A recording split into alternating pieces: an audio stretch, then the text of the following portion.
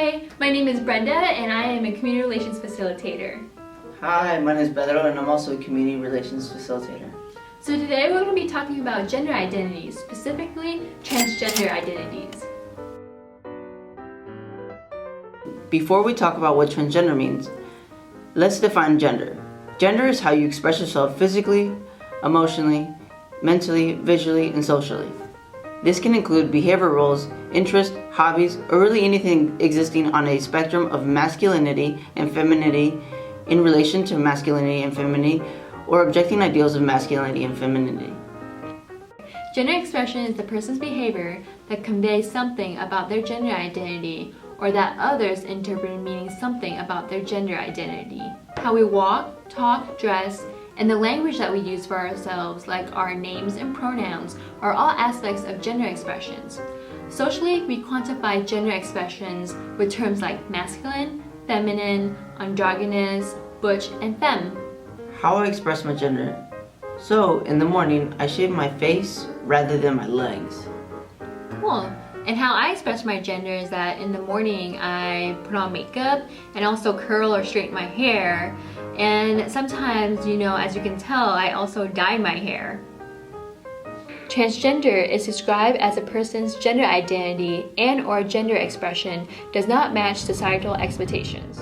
Transgender is a self-identity that is claimed by some, but not all, who fit this definition. Transgender is an umbrella term that includes transsexuals, cross-dressers, drag queens, drag kings, butch lesbians, and anybody transgressing the socially constructed confines of gender. This is an identity that must be claimed as one's own. This should not be imposed on people.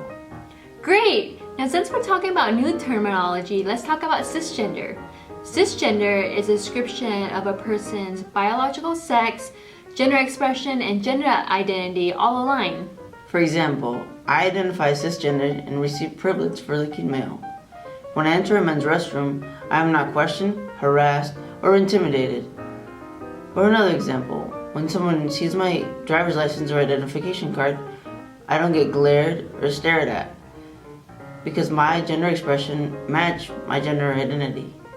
For example, I receive privilege from cisgender by people not questioning my gender when they come up to me and say hi to me as Miss or Ma'am, assuming that I identify as female. As well as being able to go to stores to buy clothes that matches my gender without being refused service or being mocked at by staff or even getting questioned for it. What happens when we bump against these gender norms? For example, if I play multiple sports, cut my hair extremely short, or dress like a tomboy, then how would the public perceive me to be? What are some transgendered issues you know about? Here are some that we'd like to talk about. So have you ever had to decide which bathroom to use? What about gender-neutral bathrooms? Also, what about changing your driver's license to meet your gender identity? But for those individuals transitioning, changing their birth certificate to match their gender identity. Changing pronouns of past. Using pronouns that individuals deem appropriate, not just assuming he or she. What are some other ways for us to keep on pushing these action components about these issues? For example, you can introduce your pronouns when you first meet someone, or have others do theirs. Another example would be at conferences, you can push the conference committee to include pronoun stickers on people's name tags. You can talk to your leaders on campus about inclusive bathrooms. Who do you have to talk to? Student organizations, student government, administration. Just continue having those conversations and go out there and doing it. Lastly, we would like you to take on our challenge of using our hashtag. We would like you to write out at least one way that you're being informed or just being inclusive to gender identities. Or, again, just your commitment to being informed or taking action. And then end it with our hashtag #OhShouldBeHeard.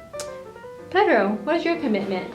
My commitment is to advocate for more gender-neutral bathrooms. That's awesome.